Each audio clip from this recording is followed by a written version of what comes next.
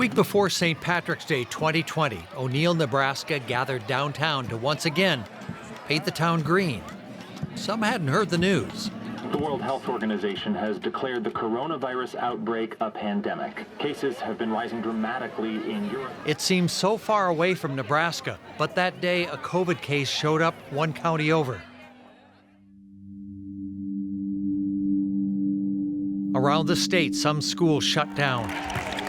The state basketball championships played without fans. Panic never does anybody any good. People left work unaware it would be months before reclaiming their cubicles. Churches canceled services. By St. Patrick's Day, Nebraska state health officials mandated only 9 customers and a bartender could be inside any bar. The breaking news, stay at home, that is the order tonight from 4 state governors. Everyone began to understand that whatever happened next, it was going to hurt. For all the business, everybody losing money, yeah?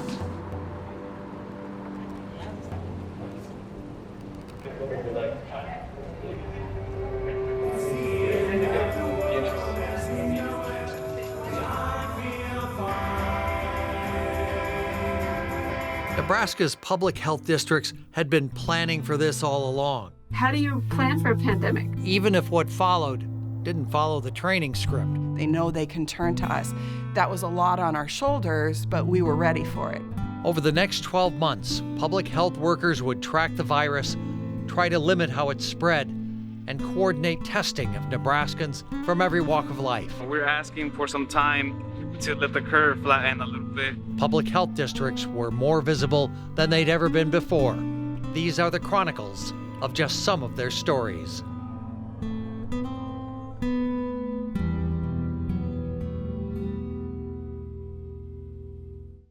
The United States government is launching a major effort tonight to get Americans in quarantined areas of China out. The deadly coronavirus is spreading quickly there, with tens of millions. As the earliest reports of a new respiratory virus emerged from Wuhan, China, some understood from the start there would be a Nebraska connection. Americans evacuated from China would be monitored by contagious disease experts with the University of Nebraska Medical Center.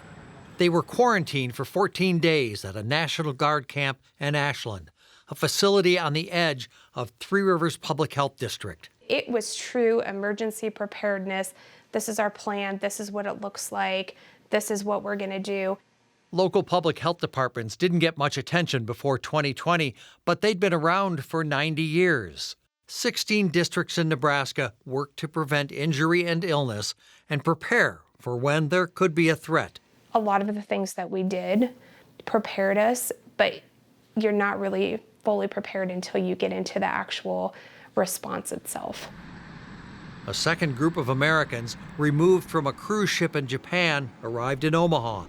Those who contracted the virus needed treatment at the Med Center's unique biocontainment and quarantine facilities. The ones that had the inside cabins, had not been outside for a long time, so they were very glad to be out in the open air. Lots of people were traveling, and that's probably one of the reasons that things spread so quickly in the United States. In central Nebraska, the South Heartland Public Health District planned on the return of Hastings College students studying abroad. We had about 100 students in Europe when there was kind of the first outbreak, so we had a team working very early to get those students back safely. As a precaution, students and faculty agreed to quarantine in their dorms and homes and be alert for early symptoms. It keeps people who may have been exposed away from others during the period that they might develop the disease. Within a matter of days, the college sent students home to complete their courses. I couldn't believe I didn't realize it was going to be this big. It was another Nebraska traveler returning from Europe who unknowingly brought the virus to Fremont. I don't think anybody in Nebraska was even thinking anything about the COVID-19, the virus kind of happening. There was certainly nothing anyone thought would interfere with the Special Olympics basketball playoffs at the Fremont YMCA. It's a great social activity. It's great for volunteers. It's great for the kids. That weekend in February, the Y hosted hundreds at the Special Olympics, a tennis event, and a hockey tournament. A week later, the state health department alerted Three Rivers Public Health a participant had COVID. I was in Nashville, Tennessee, and I got a call. It was about 6:45 on a Friday night. Tara, we've got our first case of COVID. Tara Ewing alerted the YMCA in Fremont. You know, kind of a panic mode, kind of looking at what's happening. And I'm thinking 5,000 people coming just from the Fremont YMCA. It was the first one in the whole state, and there was a huge exposure involved. So it was just like, what does this mean for all of these hundreds of people that potentially were exposed? And so at first, you're thinking, we know this call was going to happen, and here it is. A week before COVID came to Fremont, community leaders had scheduled a meeting to do some planning just in case. And as you guys can imagine, our weekend has been just a little bit crazy. Just in case turned into just in time. It is fluid, it is moving, and things that I tell you right now can be different in about 15 minutes. Local government, first responders, the school districts all had the same questions for the public health experts. What can be done to contain the virus? When will the worst of it hit us? If we start to see community spread, and we seem to be seeing some of that now, we would expect a wave of viral infection to last about 2 to 3 months as it travels throughout the communities. Hi, this is Lindsay with Three Rivers Public Health. There is no perceived risk. The main reason the schools closed was since a lot of people who participate at this. That Monday morning, I remember I was on the phone every 5 minutes with people calling and concerned and wanting to be tested or wondering about exposure. I can just assure you that we are taking all of the necessary action that we can. We are trying to inform the public to the best of our ability. They wanted answers, so it was a lot of that reassuring. I understand, this is hard. I wish I could do something else to help you, but... As you guys can know, we've had a lot of activity over the weekend. The first chance Tara Ewing had to brief her staff came the Monday afternoon after the call from state health officials. Right now, we're kind of in a weird predicament and something that's really unsettling to a lot of people. So just trying to get that consistent messaging out and tell them it's okay. But what do we do as public health professionals to really calm everybody down and to give them the most accurate and up-to-date information? What about if we did a quick video, like maybe interviewing each other or something? Because one thing we learned about social media is videos are a lot quicker. I've had a number of voicemails that they sounded fairly angry in their voicemail, and then you call them and talk to them, and they just need to talk to somebody because they were worried. But I want to reassure to you guys, we are not panicking. Tell people to quit hoarding toilet paper. One final reminder is, people, you only need one rule. Within days of finding out about the exposures at the YMCA, Three Rivers Health got slammed with a new crisis. One of the biggest concentrations of positive COVID-19 cases in the Omaha area has been at an assisted living facility in Blair. Tara Ewing gathered reporters to announce both residents and staff had tested positive at an assisted living community called Carter Place. This is the very first nursing facility outbreak within the state of Nebraska. So we had a lot of work to do to really try to... We had several people that were positive that were actually at the hospital.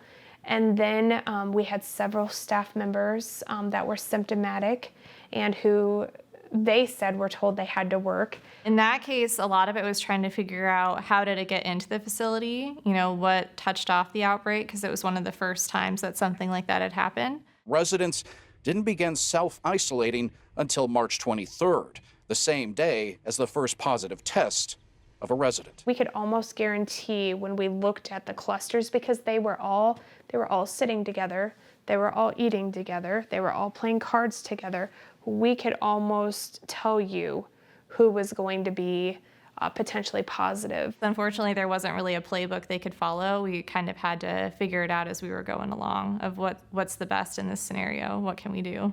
Well, in public health, these unfortunately are the types of things that we train for and exercise for all the time. This is why local public health is in place. Yeah, really identified that long-term care facilities were going to be a huge source of concern. The Carter Place was still making headlines when Three Rivers Public Health learned of another first in the district.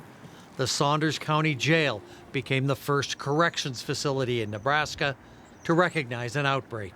I got a call one evening from one of our staff members that said, "Hey, I got some test results back that I'm positive for this." So I went in, looked at the facility so I can just better understand, if we did have inmates that were going to be positive, where we were going to put them. If we had staff that was going to be positive, what were we going to do? We're going into uncharted waters, really trying to determine on how to most effectively deal with it. A jail setting is unique, just given the, dynamics between those that work there and those that are, jailed there. The first directives we received were that any staff that had contact with our individuals that had tested positive would need to quarantine at home for the next 10 to 14 days. Well, when you're running a 24-hour facility, everybody's in contact with everybody else, so that would have essentially wiped out our entire staffing. The Saunders Medical Center provided testing for the correctional staff. He goes in, they're not confirmed. Three Rivers Health got the confidential report of who tested positive. The contact investigation that follows became one of the most important tools to slow the spread of a contagious disease. So that's where you reach out to that person, you find out where they had been 48 hours prior to their symptom onset date. So then you call, you identify, and you give guidance to all of the contacts of the confirmed case along with the actual case itself. So that's contact tracing. Allison Wojda called the officer who had started showing coronavirus symptoms. Hey, we don't have your test results back yet, but I wanted to start doing a contact tracing with you just because of your symptoms. Gathering information not only so that we can track people down who may be infected, but also to get more information about the disease, to learn more about it. And now we're just gonna go through a list of everything that you've done in the last couple of days. And they're just gathering a lot of information, what they've done for the last 2 weeks, what they've done before they went into isolation, what their symptoms are. And you had contact with a staff member at Saunders County Correctional who had symptoms, correct?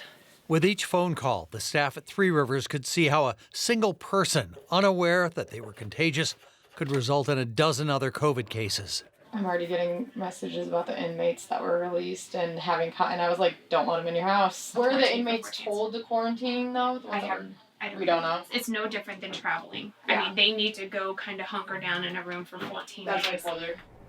The jail staff test results came in later that afternoon. This is Kevin. Hey, Sheriff, it's Tara. How are you? Yes, very good. Good. Well, I've got some results. I don't have them all. The preliminary report is one of them is positive, but I have to wait till I get that confirmation. We could at least maintain staffing for the time being anyway, because it was the majority of our staff were still weren't symptomatic. We only had 4 staff that were symptomatic and had tested positive at that time. Even though they're negative, they still got to wear a mask because that virus could be incubating. So if we needed surgical masks, how many are you thinking there? 26. Okay. All right, let me see what I can do for you. Okay, bye-bye. Hey, Allie. Yeah.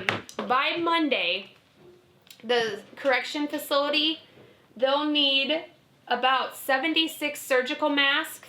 The state's local public health districts became the crucial channel for routine supplies that became suddenly scarce. Let's see if there are any requests that were submitted where they are low or don't have anything. My job as the logistics section chief is to kind of field all the personal protective equipment requests from like our healthcare facilities, EMS, law enforcement, all of that. Just then, a car stuffed with fresh provisions pulled up to Three Rivers. Yeah? Where do you want this stuff? Oh, is she here? Yeah. Okay, I'm coming. This delivery came from a federal government stockpile of supplies acquired after the 2009 swine flu outbreak. Everything was 10 years old, but still in good shape. Masks are in pretty high demand. We haven't had a lot of demand for gloves yet, but we'll get there, so it's good that we're getting them. State health officials provided rankings of those with the most urgent need for protective gear. The choices rankled some professions like veterinarians and chiropractors. If they're providing life-saving services, then absolutely we want to make sure that they're being taken care of. But I mean, if it's elective, it says in the directed health measure, it says no non-essential procedures. We had some challenges, but at the end of the day, I never felt like my staff or anybody in our jurisdiction was unsafe because they didn't have the appropriate PPE. Nebraska hospitals needed to protect their medical teams from a virus still not fully understood. Everyone recognized scarce gloves and gowns were the key to staying safe.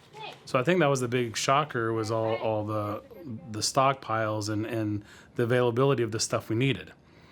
And once they said, hey, we have it, then all of a sudden, California or New York had a big surge. We're going to just cancel your order.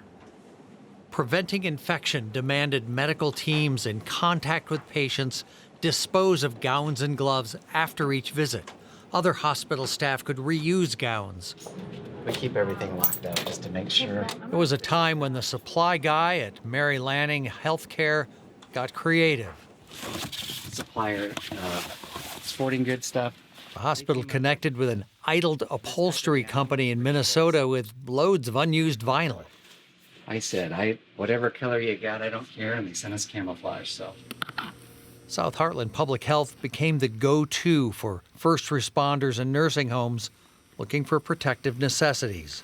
It's kind of hard, people think that, we're going to get everything we order, but unfortunately not. It was a relief when the state just said, we're going to start purchasing these, bulk purchasing for the state, and getting this shipped out and distributed through the local health departments. Early on, there was a feeling among many public health workers there was still a chance to contain and control the virus before a vaccine arrived. I think early on, we really felt like we could. Why is that?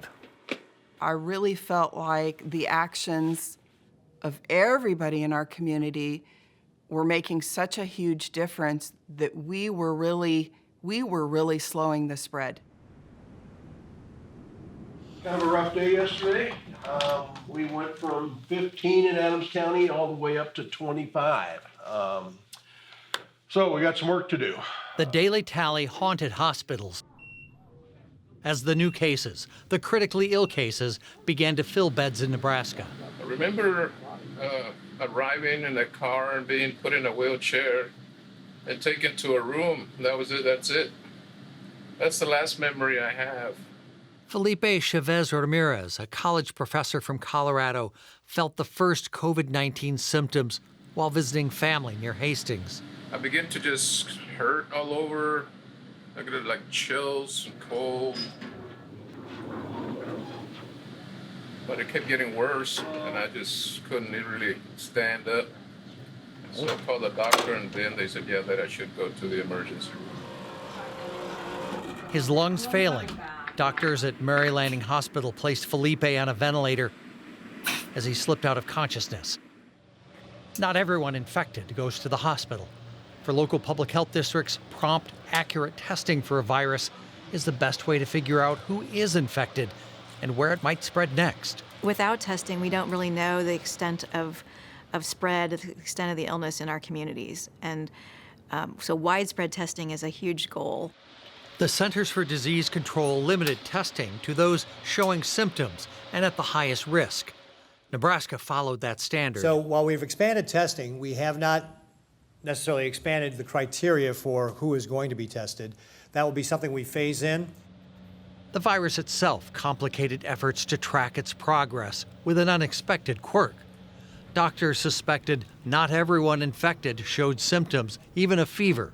Limited testing to those with symptoms blinded local health agencies in the early stages of the crisis. That was a challenge because we were only allowed to test the most ill people.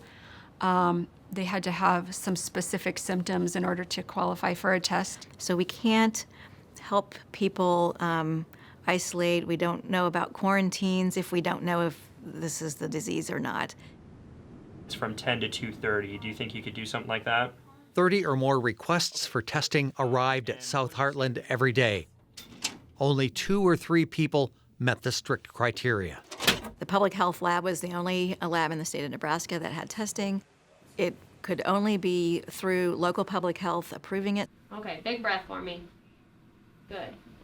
The lag made it difficult for Mary Lanning Hospital to determine which patients required isolation. We'd have to admit what we call PUIs, persons under investigation, until we got their test results back, which took up beds that oftentimes we wouldn't have had to. People were hospitalized when they maybe wouldn't have had to been. Cases mounted and the CDC began loosening the rules on who should be tested. Individual hospitals and private testing labs meant hundreds more tests could be done every day. We've learned to adapt on the fly. Sometimes the guidelines change overnight, and so we're constantly updating testing protocols. We anticipate another busy day. We're tending to collect 20 to 30 samples a day now, so we're going to burn through those swabs pretty quickly. Nope, you can just tip your neck back. Compared to other states, Nebraska had a low number of COVID cases. Medical supply providers had higher priorities than rural hospitals just starting testing programs. Do you have any updates on our swabs? Any of those 3 vendors that we've ordered from? They nothing shipped yet. Okay, can you keep that on your radar? That's on our list as well. Okay. Carrie, this is Michelle, and there were more swabs and not viral media. We have plenty of media. We need the swabs. So I remember feeling like, if we could just get more testing here, and how can we get on the list? Enter the National Guard, deployed to areas where public health districts didn't have staff to conduct large-scale testing clinics. Having the National Guard mobilized for this purpose was really important for rural Nebraska. It was so slick. Those folks were so well trained and had such a great system. Okay, and we've got a couple of long-term care facilities that we're working with. South Heartland concentrated on area businesses where at least one worker had taken ill. Now, are you guys wearing masks every single shift? Wanting to give them the opportunity to have their employees tested or let their employees decide if they wanted to be tested because of the potential risk. The Guard would be in town only 2 days. There were supplies for 300 tests. You have been in contact with a positive case. We actually do have a testing opportunity Today. Yes, nothing like waiting till the last minute. We had quick turnaround time and we had limited resources. We didn't want to waste them. And now we have 150 places to fill. And so these are the larger businesses that we've called. And this is pretty important to fill those slots. Yes, to get a bigger picture of what's going on in the community. We still have 50 openings. So we have 13, is that right? I'm following up on these 2 here, and then I will hold it next. Okay, let me know. So minus 79. Do you think we'll have any no-shows?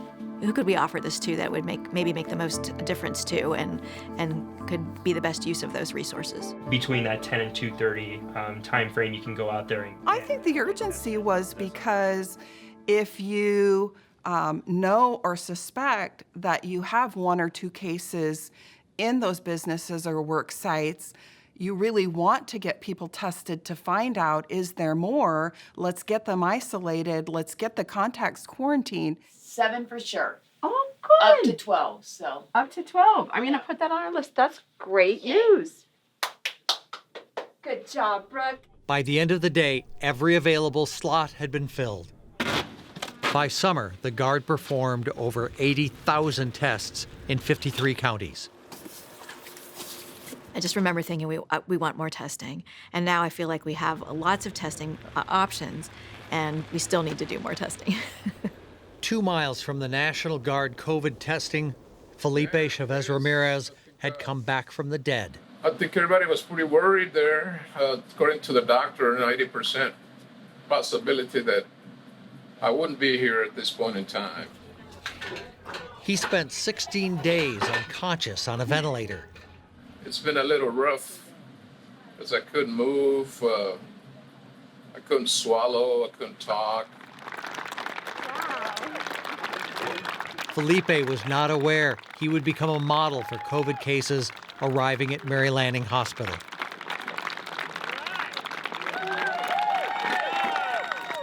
having seen him recover and do so well and be able to get to go home was such a huge joy and celebration for the staff, because we knew we could fight this.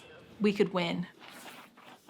The number of cases in the South Heartland Public Health District increased steadily, but it seemed under control. We felt really, really strongly that our actions were going to make a difference. And I think to some degree they did. It's just that you're exactly right. It's like trying to put your thumb to cover a hole in the dike. It was going to happen eventually. It was going to happen eventually.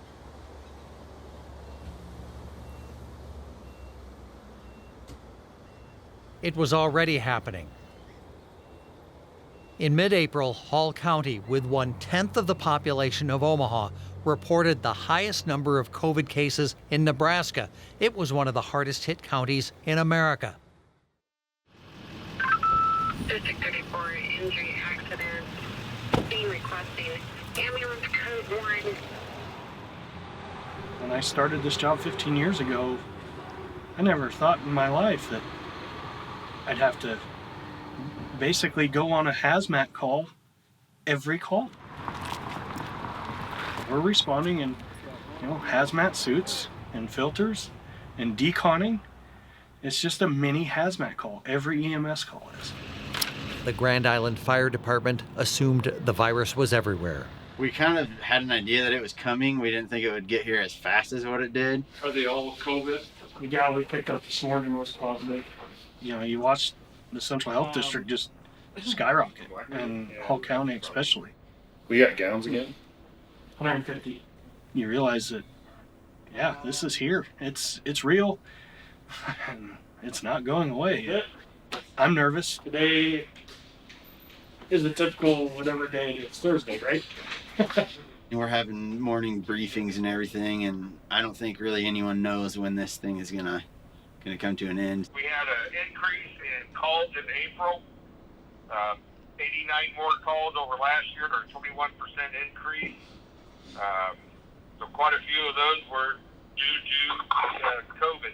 Our average call volume's, 20 to 23 calls, 25 calls a day, roughly. So, basically a third of the calls are COVID calls. We're still in the thick of things here, so, don't let your guard down. This is from the Crown Park Fire Station Ground, Red Park Department. Manufacturing Turks of Brown. I can think of one particularly. The guy came out and he was having trouble breathing, and then it just went to, he collapsed right there on the ground, and then he ended up, from what I understand, being COVID positive.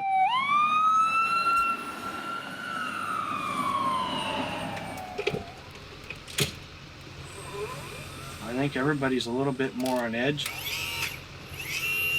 making sure that they aren't touching the patient or touching something of the patient's and then going and rubbing their face, or and making sure that they wipe everything down when we're done.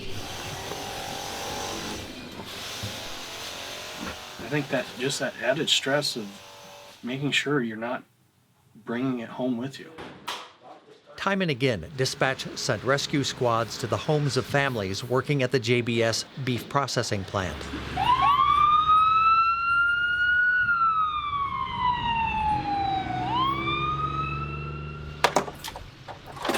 By mid-April, infections tied to meatpacking workers in Grand Island accounted for about 40% of the cases in the Central Health District.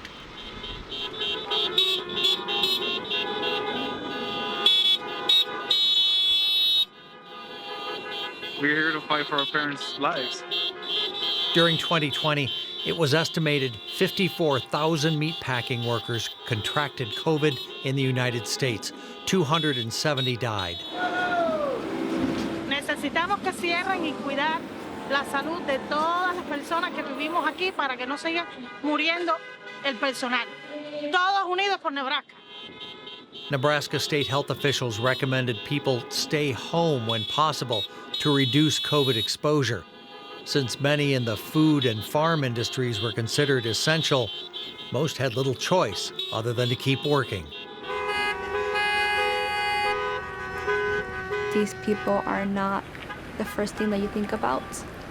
They are kind of left to the last minute. Please help us! I felt like they kept saying that they were forgotten, that people didn't really care about them.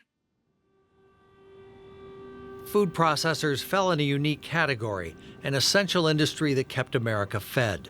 The Trump administration and Governor Ricketts opposed a temporary shutdown or government-mandated steps to limit the spread of the virus. And if we have a major disruption in that food supply, y si tenemos una disrupción mayor en la cadena alimenticia, and people are not able to get access to food, y las personas no tienen acceso a la comida, we will have broad civil unrest in the country. Tendremos huelgas. If we could keep putting that food into the food chain and put it into the stores, we felt like that was really going to help keep our economy stable and keep the panic at bay. At Lincoln Premium Poultry, 1,200 people prepare chickens sold at Costco stores across the West.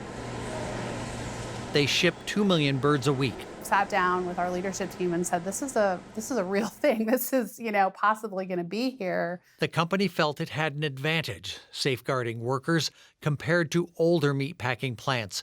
Even in the modern plant, workers along the production line stood shoulder to shoulder. I kind of was like, oh man, because of the way I've toured them before, so I know, how close they work together and everything. I kind of had this picture in my mind of like, okay, if we're supposed to distance and all this, how is that going to be possible? If we can't spread them out, what does that look like to protect them?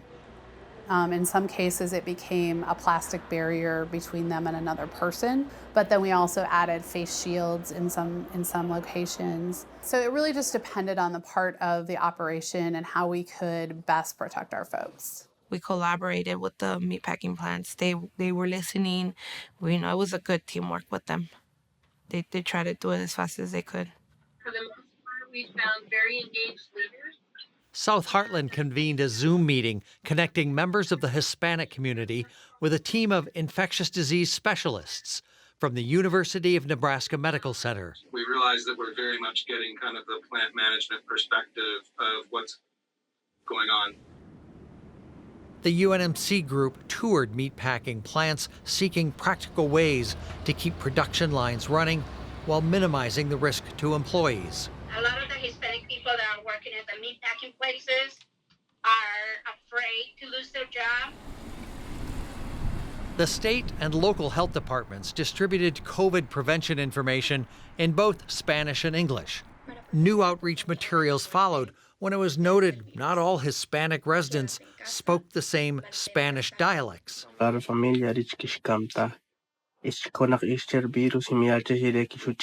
We have a large community of Quiche speakers, Mom speakers, and Cojobal speakers, which is a dialect that's mostly spoken in Guatemala. Testing in diverse communities tied to the packing plants became an urgent task requiring diplomacy. Concerns about one's immigration status sometimes complicated the process. It wasn't just the information then, it was that comfort level of somebody that's trusted, that is from your community. Thanks so much for coming down here. I appreciate it. It's for our community we had to do this. At first, yes, it was an intimidation for them. But by word of mouth, as they saw more and more people that they knew go and get tested, and hearing from them that nothing happened to them, that they just went and got swabbed and then they just left. They're like, oh, okay, so that's all it's going to take. Okay, then I can go and do that. Welcome to week 6 of the COVID pandemic. By early May, the first surge for the Grand Island Fire Department dissipated. We pretty much have hit our stride. We're handling the calls. By year's end, crews cared for over 900 COVID cases. Ambulance 1's en route, St. Francis. The 2 ambulances in town carried over 400 of those to local hospitals. A third of the department caught the virus themselves. I see it in my crew daily. They come to work and you can see it in their eyes. You can see it in their faces. I come to work, shift starts at 7. I try to be here about 6:15. And I used to hop out of the truck and come in the station, sit at the kitchen table, get a cup of coffee, and start joking with the off-going crew, and get ready for the day. I pull in the parking lot now, and I sit in my pickup. And each day, I've noticed in the last 2 weeks, it's taken me longer to get out of my pickup. Anxious of getting out of the truck. Okay, let's start this day. It's not, this is a great job. I love my job, but it's not fun right now. We had 7 new cases yesterday. 3 of those were in Clay County. As the frightening spike of the hotspot counties subsided, the number of reported cases statewide remained steady, fed by a stream of infections in rural Nebraska. Jessica, I'm feeling a little overwhelmed today. Do we have a lot of cases already? I don't even know. Some of the smaller communities that, are less populated just didn't think it was going to happen to them. But I feel like we got a report of something going on at the nursing home. They were of the mindset of, well, we thought all the cases were in Hastings. We didn't wear masks. We went to the bar. We did this. We did that because we don't know anybody here that's had it. The South Heartland District watched as numbers steadily climbed in Webster, Nuckolls, and Clay counties. Rural counties lost their immunity to COVID-19. And so I first of all wanted to just start off and ask you, have you been notified by someone that you were a close contact or your daughter was a close contact? The contact investigations found clear patterns. Too many people in small towns weren't staying at home. We had every kind of normal gathering that people would have in the summer: weddings, funerals, birthdays, holidays. And potentially she could be contagious to you up to 48 hours before she starts having symptoms. So then you would be exposed to somebody with COVID, right? We worked with several situations where there were events where there was 1, then there was 2, and then there was 4, and there was maybe just a little bit of denial and thinking that it was on somebody else's doorstep.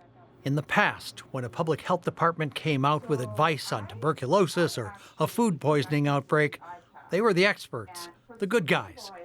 For a certain segment of the population driven by politics, social media, and distrust of science, the script had flipped. There were people that would tell us that COVID is not real, that COVID is it's just a little cold. You could just tell that they weren't going to be compliant.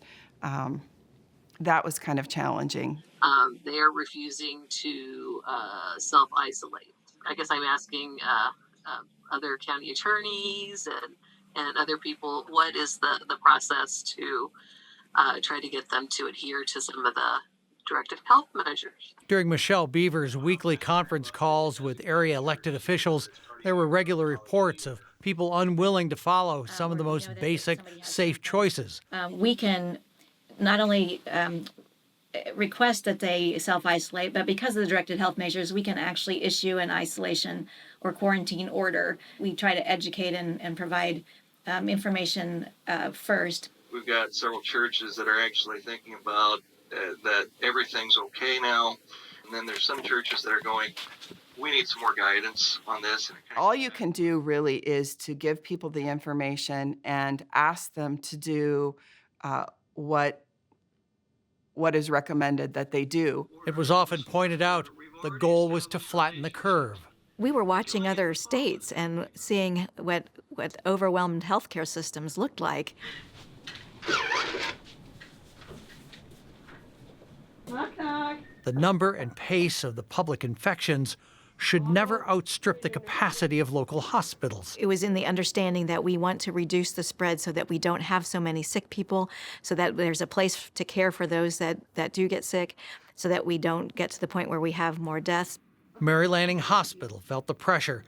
While never overwhelmed, the numbers of critically ill COVID patients placed constant strain on the staff. That's the most challenging part is I can find a bed. I can find lots of beds. But do I have the nurses that are going to be, skilled, but also comfortable with, taking care of some of these patients? I mean, our ICU is pretty much full the entire time. And number 2 is the mortality. I mean, greater than, 65, 70 years of age on a breathing machine with COVID, you're probably going to die. Early in the pandemic, the hospital anticipated it would need more isolation rooms, providing a safe buffer for protected medical teams. Fiberglass hutches were built outside rooms where staff could safely don fresh gloves and gowns. There was a lot of people very, very sick that didn't have any access to loved ones in the room with them. Holding hand, talking. So that first surge was a little bit of the unknown of, are we doing the right thing? Are we doing what the patient needs? Is this going to work or is this not going to work?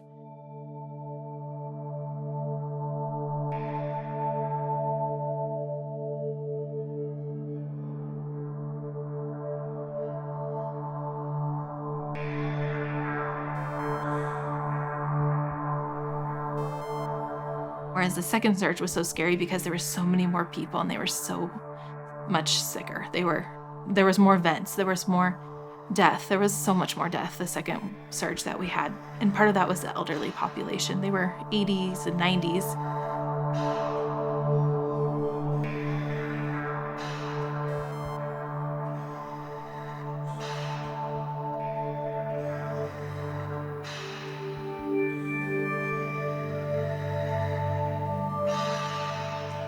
When these patients died, you had been working for 2 weeks to a month to try everything you could to keep them alive. And so staff really felt connected to these patients and their families. And when either the patients or the family decided, this is long enough, we're not coming back from this is not the life they wanted to live, and we withdrew care, we stopped doing all the extra things, everyone felt like it was a little bit of a failure. Like, I worked my hardest to keep you alive, and unfortunately, I didn't win, I lost. Everybody's exhausted, and you can see exhaustion, slumped shoulders, baggy eyes, and even the comments of like, okay, this is another day of COVID, and it's just a long haul. This is what's needed of us. This is what we have to do, and we're going to do it, and we're going to do it the best way we can.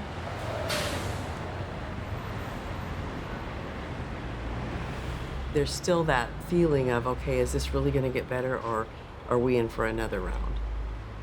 Ladies and gentlemen, here come the Tigers. The governor had said from the start, if you want to see football this fall, you better be staying home.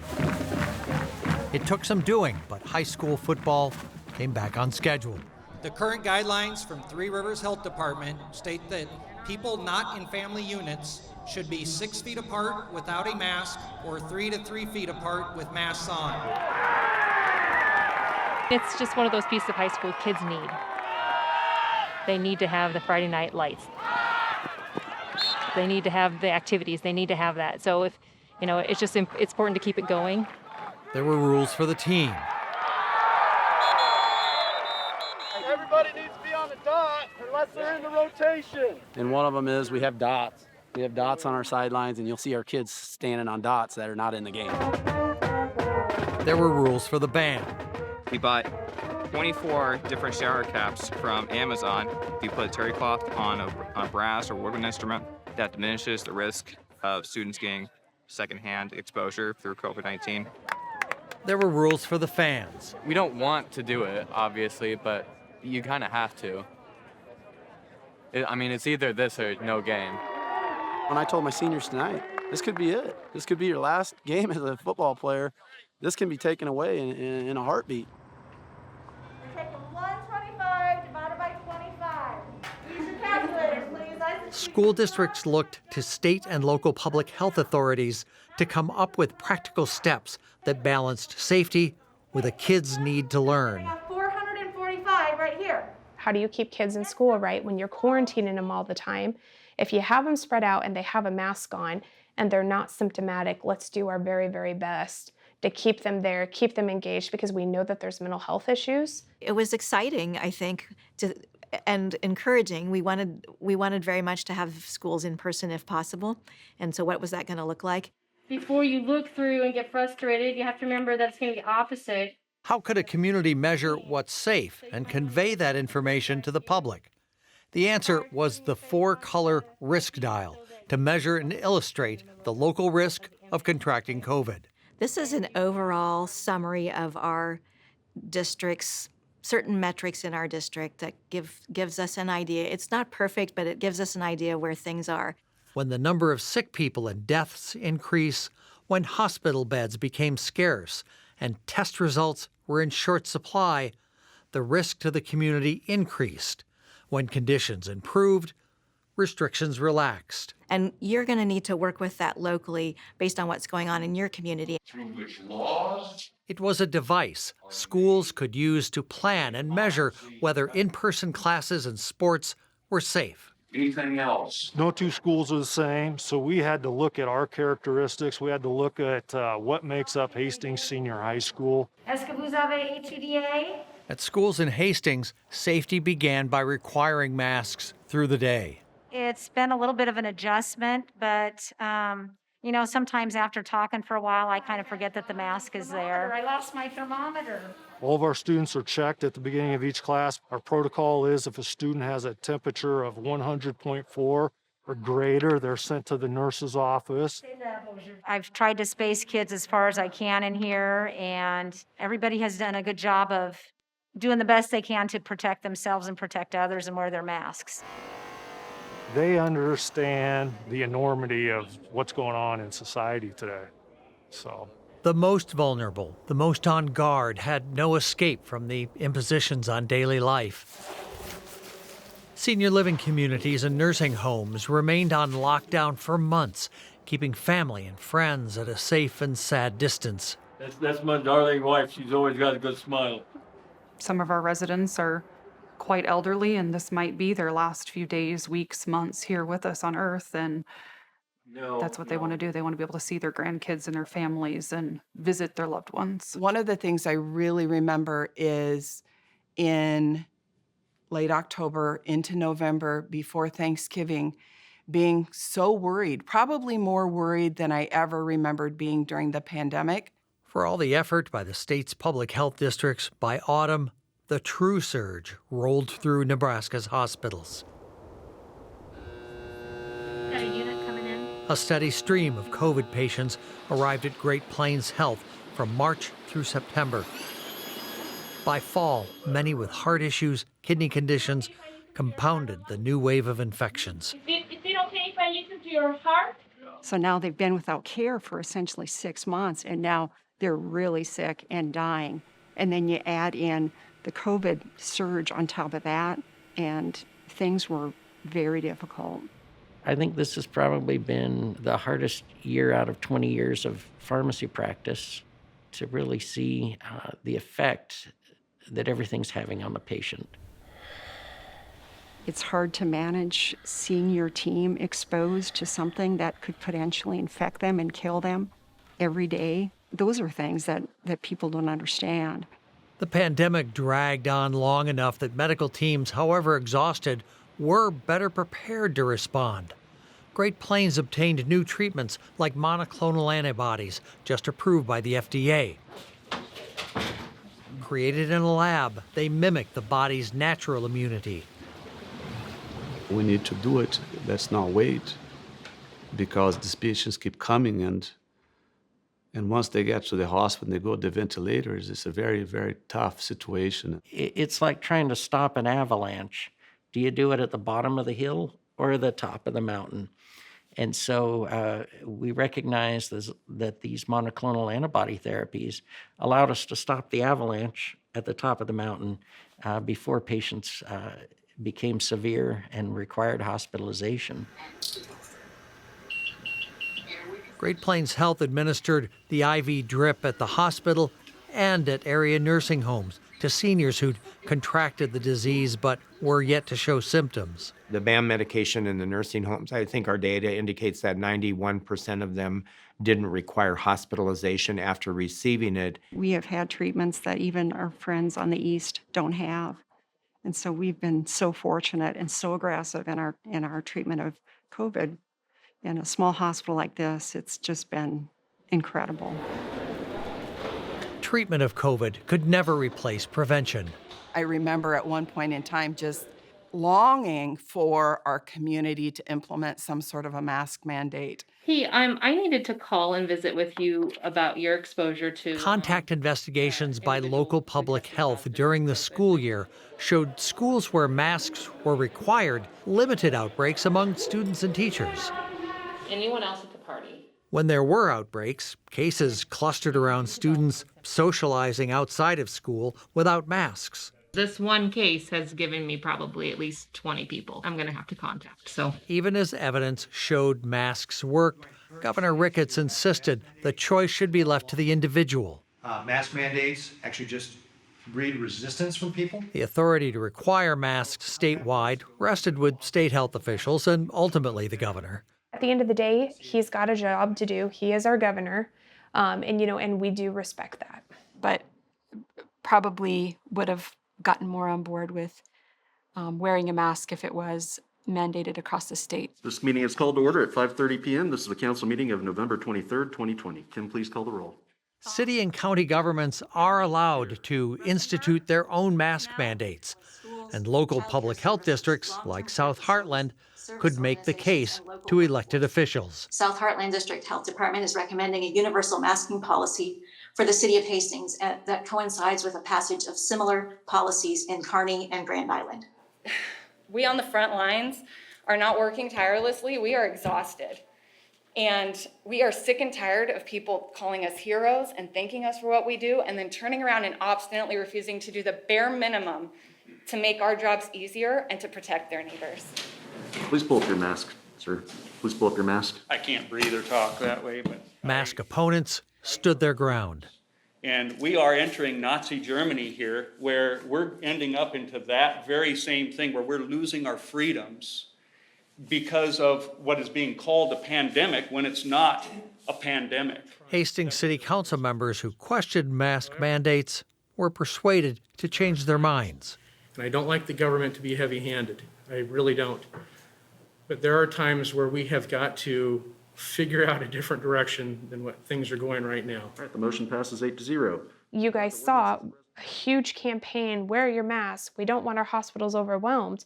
I think that really helped us going into the holidays for Christmas and then for New Year's. And then hopefully as people continue to see this, okay, it's getting better.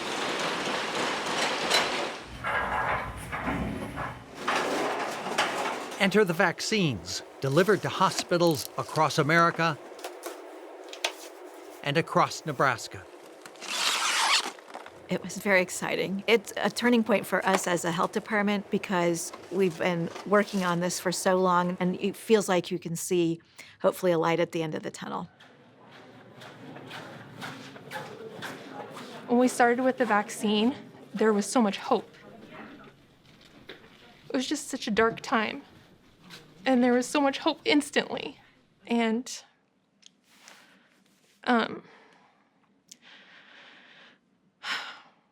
when you get that vaccine, it's like a weight is lifted off your shoulders. Some hospital staff and first responders remained skeptical after a year of sometimes murky science and conspiracy theories. There's some relief, but there's also some anxiety about it. Okay, this is so new and it got pushed through so fast. Is it really going to do what they said it would? And we're trying to educate people as effectively as we can to say, yes, this is safe. All right, thank you very much. Let me get you a Band-Aid here, hey? Deciding which groups needed early access to the vaccine fell to state health officials. The local health departments helped organize the events and get it done. We've got 45,000 people. Where do we take that? Who's prioritized? So, hang on. 10 months of long hours and high pressure took a toll on the hearts and minds of those working behind the scenes in Nebraska's public health districts. We kind of reached the point as a department that this was kind of wearing on all of us. I want to sleep. I want to sleep. I want to go to some island. Where there's nobody so I don't get coronavirus. This is so unlike anything we've ever dealt with that it was really hard to kind of work through it as we got into it. I guess there's no way to really fully prepare for what the reality would be. It's easy to get caught up in and get drained by the negative things that you're hearing over and over and over and really failing to remember that there are a lot of positives coming in as well. Are you proud of what you did? Absolutely. I absolutely am proud. I feel like I gave it my all. I tried so hard. We all did. We all worked so hard.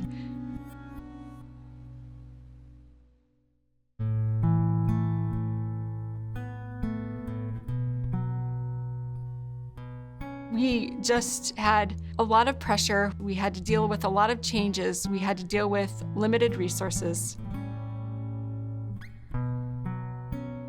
We had to deal with the unknown.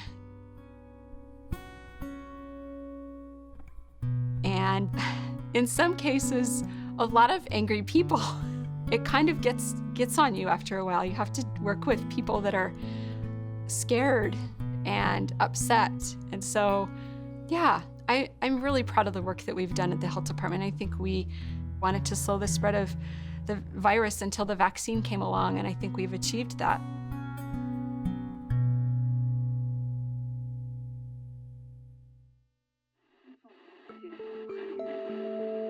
A year and a half after the pandemic arrived, public health officials expressed concerns over a new wave of hospitalizations and deaths. We're well on our way to seeing some level of a surge. The new variants sicken younger populations and is more contagious than the original outbreak in 2020. We see more and more people, or a greater percentage, that's unvaccinated. We've got to get this variant under control so that these kids can be safe in school.